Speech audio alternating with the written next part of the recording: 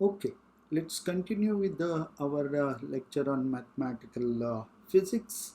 We have been uh, looking at the linear vector spaces. This is a fifth lecture on the course PH 3103 at ISAR Calcutta. And let's go on. Today we will look at the Gram-Schmidt orthonormalization procedure. So we have seen that the orthonormal bases are very useful in computation because a lot of calculation get simplified. Given a basis, they always need not be a orthonormal. So next question is it possible to produce a orthonormal basis for a set of given non-orthonormal bases? Answer is yes, and the procedure is called the Gram-Schmidt orthonormalization procedure, where you construct an orthonormal basis from a basis which are not orthonormal. So this was developed independently by Gram and Schmidt and now named after them. It was said that Laplace also knew this procedure, but this has already caught up with the name that Gram-Schmidt procedure. It would be unlikely called the Laplace method. Let's look at this procedure. How do we do this orthonormalization? Let's say E1, E2, E3, En are the element of our basis vector in a vector space V. Since they are bases, EIs are linearly independent, but it is not necessary that EIs are orthonormal. That is, their dot product with respect to each other need not be zero, or the vectors element themselves need not be unit vectors. The Gram-Schmidt orthonormalization is a procedure by which we construct a new basis f cap I, which are orthonormal from the bases ei, which are not necessarily orthonormal. The procedure goes as follows. First, we choose an arbitrary element from the basis ei. Let's say the first one, let's call it E1.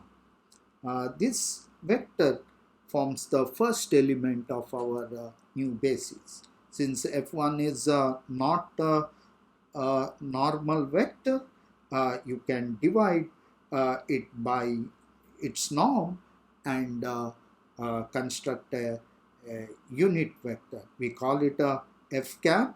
F cap is equal to F1 divided by norm of F1. This forms the first element of our new basis. Let's construct the second element, which need to be orthogonal to the first element.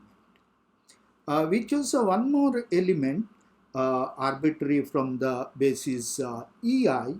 Let's call it E2. Now E1 is not orthogonal to E2, and then we expect that the F1 cap is also not orthogonal to E2. So we need to construct F2 such that it is orthogonal to F1. So this can be done by with the following construct. F2 is equal to E2 minus E2 dot F1 cap into F1. So what is really going on this procedure? Let's first look at in a simplified pictorial manner in R2, then we can easily understand in a general case. Let's say that F1, we know it's already a unit vector, so it should be in the unit circle or on the unit circle. And then we have an element E2, which is not a unit vector. neither it is in the direction orthogonal to F1. That means to say that E1 dot F1 cap is not equal to 0, and let's look at that uh, component in the direction of F1. So we have to subtract that E2, that's we multiply it with the minus sign so that the flip the direction, and then we can use parallelogram law to add it with the E2 because we have already flipped the sign and hence produce the vector F2. We can clearly see that this produced F2 is orthogonal to F1 cap. So what are we really doing here?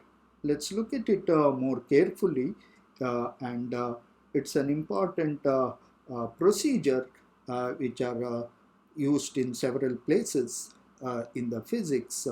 What we call is a projection of a vector orthogonal to a unit vector. So it's called the projection operator.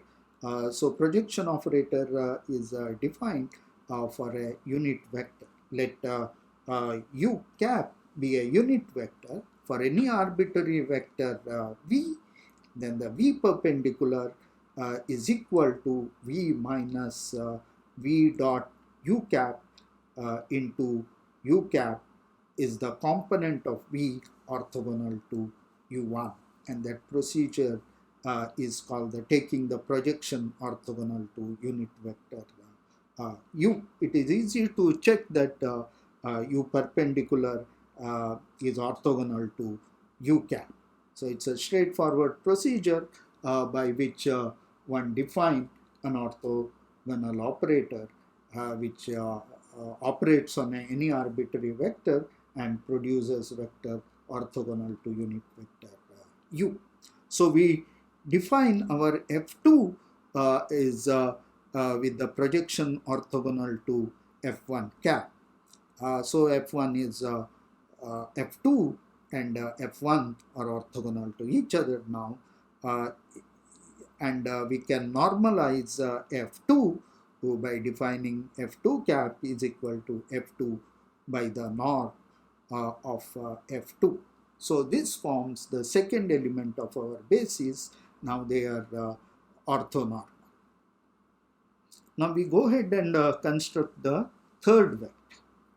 So at this stage it might look routine, but the idea is to understand the orthogonal operator or the operator which projects the component normal to a unit vector. Let's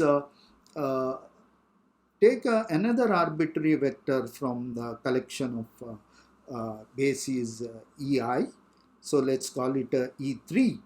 So now we construct F3 as follows. F3 as a E3 minus component of E3 in the F1 minus component of E3 along F2, so that it is orthogonal to both. Let's look at more carefully about orthogonal operator from our previous definition of orthogonal operator. We see that the this in the box define the projection operator orthogonal to F1 cap. So it basically remove the component of E3 in the direction of F1 cap. Let's look at the full expression, and we see that this expression essentially is a projection operator orthogonal to both F1 and F2 because it removes the component of E3 in the direction of F1 cap and the component of E3 in the direction of F2 cap. So this should be orthogonal to both F1 and F2. And once we normalize it by dividing it with its norm, that is the E3 cap is equal to E3 by the norm of E3, gives us our third element of our basis vector. Just for the practice, let's do it for the fourth element. Now we have three elements, F1 cap, F2 cap, and F3 cap. So the fourth element should be orthogonal to all of them. So we take fourth element E4 from the basis collection of bases EI to construct E4 as follows. F4 as follows. F4 is constructed by taking E4 and removing the component of E4 in the direction of F1 vector, and removing the component of E4 in the F2 direction, and removing the component of E4 in the direction of E3.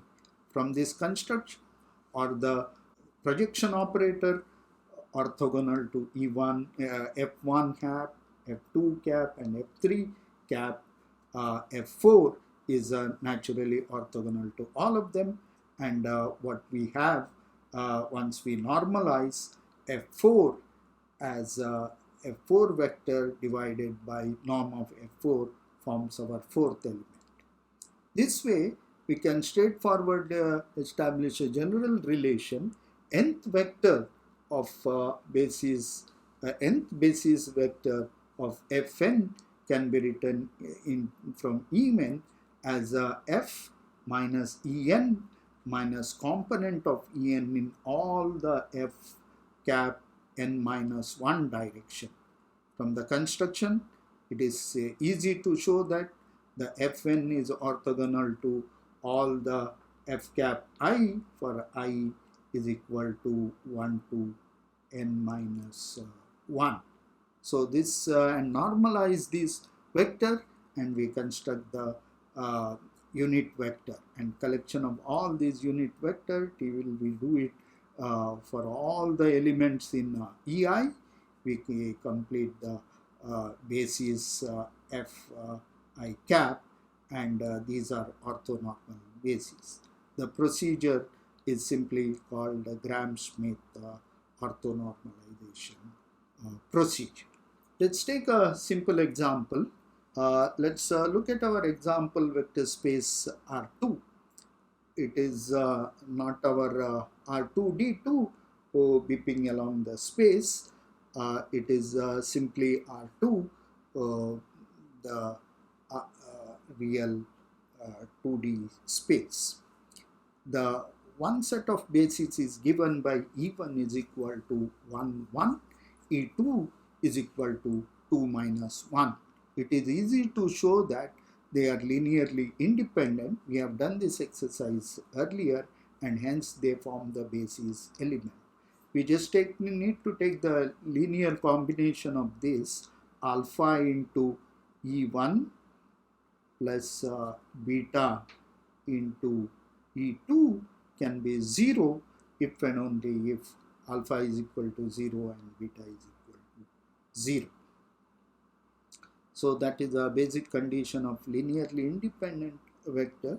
Now we go ahead and apply Gram-Schmidt orthonormalization. Our F1 vector is a E1 itself, which is a 1, 1, but it is not a unit vector. So we need to find its norm and divide it to form a unit vector. It is easy to show that the norm is 1 over root 2, and then F1 cap becomes 1 over root 2 into 1, 1. Now we go ahead and find the F2. The F2 has to be constructed from E2, which is 2 minus 1. The component of F1 cap in the direction of E2 has to be removed from E2, and we take the dot product between E2 and F1, that is 1 over square root of 2, 1, 1 dot 2 minus 1. It is easy to show that this dot product is a 1 over root 2.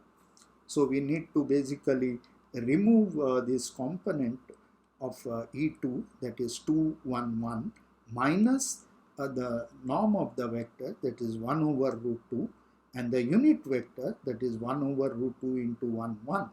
So this basically forms the 2 half into 1 and 1. So the resulting vector F2 is 3 over 2 1 minus 1.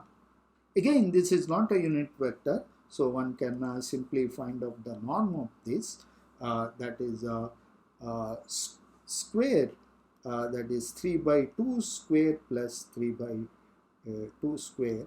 So that turns out to be 3 over root 2. So F2 becomes, that is divide the vector by its norm, it becomes 1 over root 2 into 1 into minus 1. These two now forms a new basis, F1 cap and F2. It is easy to show that they are orthonormal, that is how we have constructed it, and that is what essentially we need. The next is the homework. In addition to writing notes for this entire video, at the end you also need to solve this problem. This is fairly straightforward problem, but however it needs to be done. Let's consider the vector space R3 with the following vectors. E1 is equal to 1, 2, 2, E2 is equal to minus 1, 0, 2, and E3 equal to 0, 0, 1. The first is to show that they form the basis. That means you have to show that they are linearly independent. It means they span the entire vector space. The second is to construct the set of orthonormal bases. Clearly, the E1, E2, E3 are not orthonormal bases, so you need to apply Gram-Schmidt process to construct orthonormal bases from this. Following this, I am going to show you a short video on the Gram-Schmidt orthonormalization. This is just a small amusement. In addition, it would help you to remember this procedure in long coming years.